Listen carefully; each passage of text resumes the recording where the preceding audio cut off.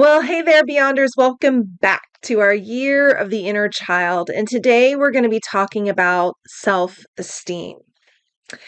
I like myself just because I'm me. I am unique, and that makes me special. No one else can claim my place in the world. I don't have to be like anyone else. I don't have to live the life my parents envisioned for me. I'm smart enough, funny enough, happy enough, sad enough, strong enough, and wise enough, just the way I am. I like myself just because of me. What a wonderful invitation and way of using language to really bolster and support our sense of self. When we're talking about this work with the inner child, so much of that is about reparenting.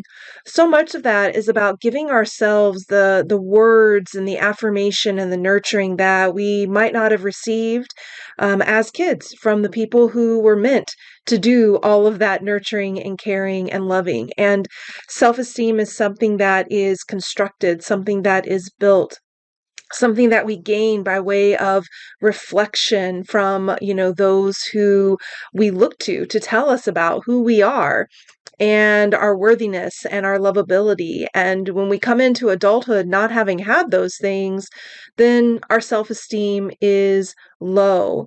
Though I recently heard a guy, I forget who it was now, talking about self-esteem as something that it isn't necessarily low or high.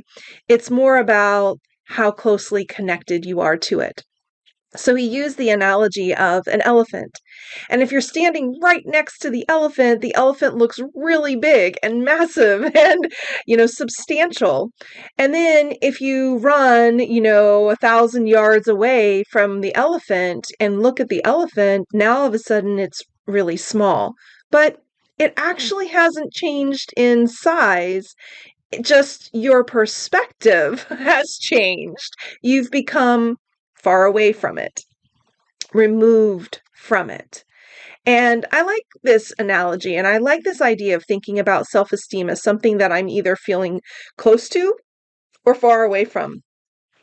And in the world of Beyond Surviving, one thing that we often talk about is how language can help us either lean in or lean away from a feeling or an idea. And so if you're feeling very far away or disconnected from your self-esteem, then you want to look at the ways that you've been talking to yourself. How have you been thinking about yourself? What have you been saying about yourself? Because every negative lens that you use to see yourself out in the world causes you to take one step away from that sense of self-esteem, worth, value. And every statement that you make that bolsters you, that brings in compassion, moves you forward. So I like myself just because I'm me. What a wonderful statement to wake up with and start the day with and end the day with, and to start noticing all the ways in which you are a beautiful, wonderful human being. You have your struggles, you have your challenges, you have your issues. And at the end of the day, you don't have to wait for all of that to go away or to change or transform to love yourself. How about that? Stop waiting and start today. Give yourself the love, give yourself the nurturing, give yourself the grace that your little child needed so very much and didn't receive, and don't be the continuer of that. Okay, don't pick up the baton of the people who harmed you and told you you were worthless or told you you weren't any good, or by their actions made you feel bad and wrong or shameful or dirty or whatever it is. Don't pick up the baton for those people. Do something different.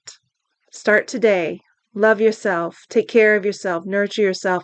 Say kind things to yourself because you deserve it. And as always, if you'd like further support and how to heal and move on from the trauma of sexual abuse, I'm here. Reach out. And until next time, you take good care of you.